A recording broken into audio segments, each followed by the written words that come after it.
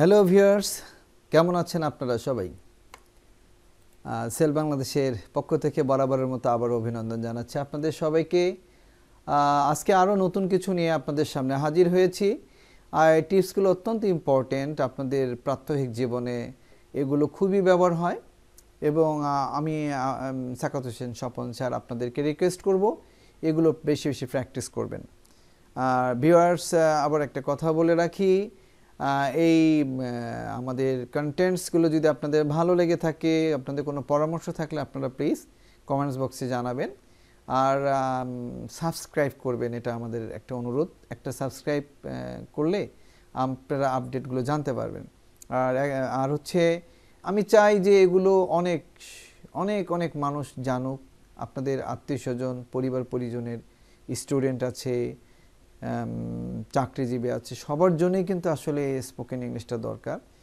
বাংলাদেশ শুধু ইংলিশের কারণে অনেকটা বিশ্বের পিছিয়ে আছে। আপনারা ভুলে যাবেন না, আমাদের দেশে যারা বাইরে জব করে তারা ইংলিশ না জানার কারণে ভালো কোনো জব পায় না। আসলে ভাষাটা খুব জরুরি একটা ব্যাপার। এই জন্য আপনি শখের বসে শিখতে পারবেন। আর এগুলো আপনাদের হাতের কাছে পৌঁছে দিয়েছি সেল বাংলাদেশ, আমি সাকাত হোসেন স্বপন স্যার। তো ভিউয়ার্স, আমরা ফিরে যাচ্ছি আমাদের মূল ক্লাসে। আজকে আমরা শিখাবো হ্যাভ গট অথবা হ্যাজ গট।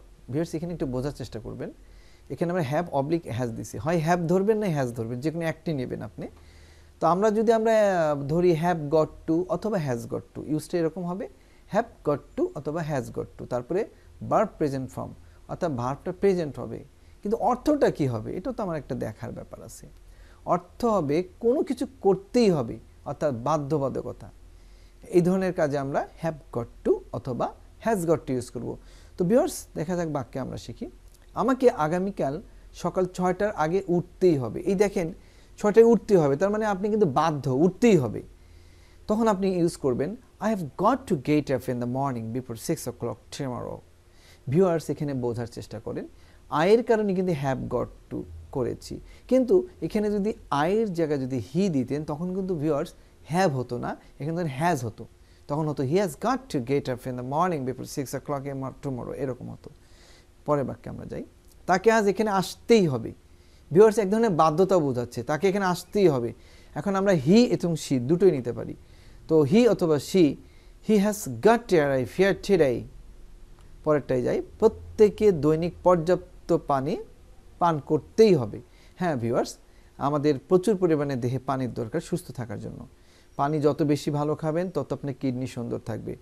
তো আমরা আসলে মেডিকেল সায়েন্স নিয়ে বসিনি, কথা আসলে এই জন্য বললাম। তো প্রত্যেকে দৈনিক পর্যাপ্ত পানি পান করতেই হবে। তাহলে everybody has got to take sufficient water everyday. তো ভিউয়ার্স, আমরা উচ্চারণ করে আসি একবার। I have got to get up in the morning before 6 o'clock tomorrow. He has got to arrive here today. Everybody has got to take sufficient water every day. Viewers, কোথায় has got to হলো, কোথায় have got to হলো, আপনি তো আশা করি বুঝেছেন। শুধু মনে রাখবেন I, we এবং থার্ড পারসন প্লুরালের ক্ষেত্রে আমরা দেব have got to, আর থার্ড পারসন সিঙ্গুলারে আমরা দেব has got to। এখানে he third person singular, everybody third person singular, এই জন্য আমরা দিয়েছি হ্যাজ গট টু। আমার মনে হয় ভিউয়ার্স অত্যন্ত পরিষ্কার বোঝার কথা। নেক্সট আমরা আরেকটা এপিসোডে যাচ্ছি। নট অ্যাজ অ্যাডজেক্টিভ তার অথবা অ্যাডভার্ব, যেটাকে আমরা কোয়ালিফাইং ওয়ার্ড বলি অ্যাজ। ভিউয়ার্স, আমি বিষয়টা ক্লিয়ার করে দিই। এটা মূলত পজিটিভ ডিগ্রিতে ব্যবহার হয়েছে। আসলে পজিটিভ ডিগ্রিতে কি অ্যাডজেক্টিভ এবং অ্যাডভার্ব দুটো জিনিসই কিন্তু ভিউয়ার্স বসে। আমরা এখানে বুঝিয়েছি নট অ্যাজ অ্যাডজেক্টিভ, অর্থাৎ যে কোনো একটা অ্যাডজেক্টিভ বুঝতে পারে, এখানে কোনো অ্যাডভার্বও বুঝতে পারে। আসলে এই কোয়ালিফাইং ওয়ার্ডটা হচ্ছে অ্যাডজেক্টিভ বা অ্যাডভার্ব এখানে বোঝাচ্ছে। এবং এই বাক্যের যে যদি গুণাগুণ হয়, অ্যাডজেক্টিভ হয় তার আগে অ্যাজ বসবে, শেষে একটা অ্যাজ বসবে। আবার অ্যাডভার্ব হয়, অ্যাডভার্বের আগে একটা অ্যাজ বসবে, পরে একটা অ্যাজ বসবে। অর্থটা তখন দাঁড়াবে এত ডট ডট না বা কারো মতো দোষ বা গুণ সম্পন্ন নয়। ভিউয়ার্স, আমরা বাক্যে মনে হয় ক্লিয়ার হতে পারবো বিষয়টা। সে আমার মতো ইংরেজি জানে না। এই যে সে আমার মতো ইংরেজি জানে না, তাহলে এখানে আমি যতটা জানি ততটা জানে না, সেন্সটা কিন্তু এরকম। তাহলে সে জানে না, হি ডাজন্ট নো ইংলিশ, সে ইংরেজি জানেই না। অর্থাৎ কি, আমি যতটা জানি ততটা নয়। তাহলে as much as I. Viewers, এখানে ভালো করে খেয়াল করেন, তাহলে এইখানে মাস্ট অ্যাডজেক্টিভ হিসেবে কাজ করতেছে, আর এ পাশে অ্যাজ, এ পাশে অ্যাজ। তাহলে অ্যাজ আই মানে কি? আমার মতো। অ্যাজ আই মানে আমার মতো। তাহলে হি doesn't know English as much as I. Viewers, football ক্রিকেটের মতো এত জনপ্রিয় না।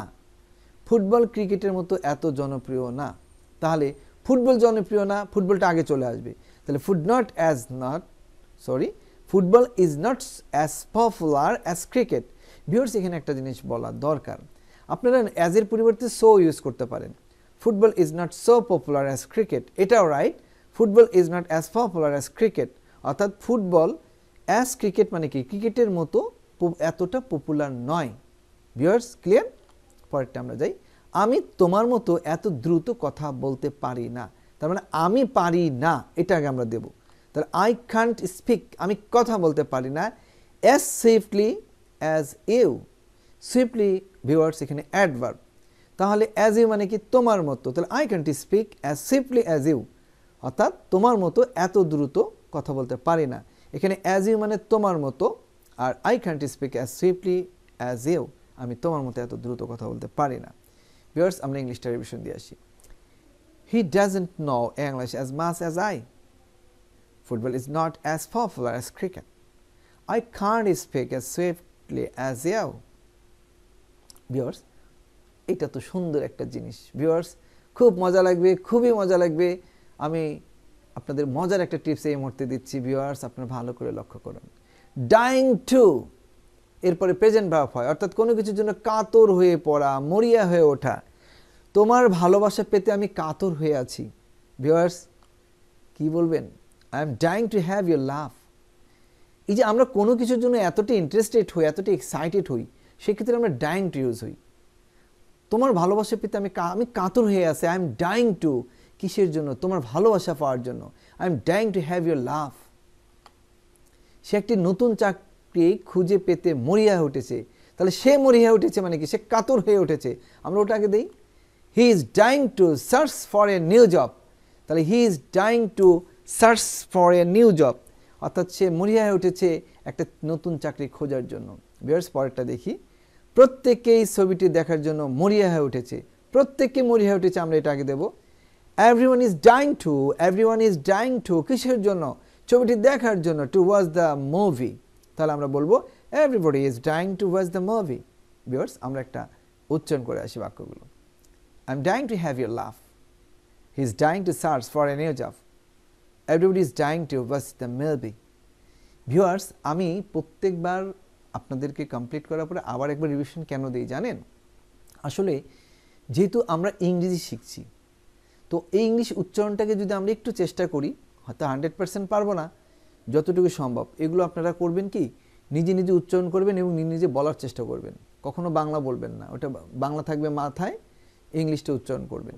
তাহলে এটাকে স্মার্টলি শোনাবে, আর এগুলো খুবই কাজে লাগবে আশা করি। ভিউয়ার্স, কেমন লাগছে আমাদের এই কন্টেন্টসগুলো? আমরা এভাবে এগিয়ে যাব আপনাদের স্বার্থে।